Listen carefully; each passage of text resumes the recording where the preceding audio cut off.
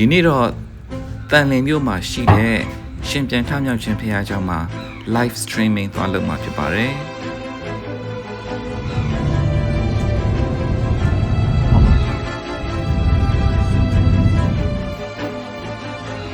အင်တယ်လာပတာရတဲ့ခန့်ညားထဲဝါတဲ့ဖခင်เจ้าဖြစ်ပါတယ်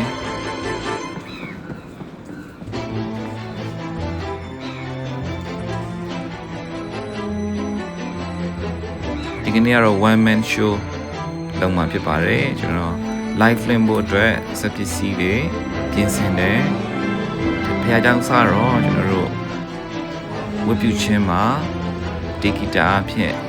ပါဝင်ဆက်ကပ်ဖြစ်ပါတယ်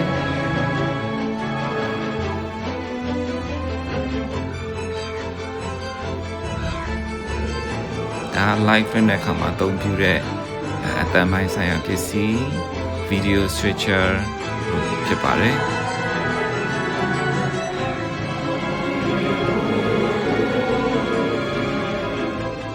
ဒီလိုလွှင့်နိုင်ဖို့အတွက်ကတော့ကျွန်တော်တို့အနည်းဆုံးတစ်နာရီလောက်ကြိုတင်ပြီးတော့ပြင်ဆင်ရတာရှိပါတယ်ပြီးသွားတဲ့အခါမှာပါလာတဲ့ပစ္စည်းမျိုးစားတစ်ခုမှချမ်းစုံအောင်လို့ပြန်လဲထုတ်ပိုးခဲ့ပါတယ်ကျေးဇူးများတင်ပါတယ်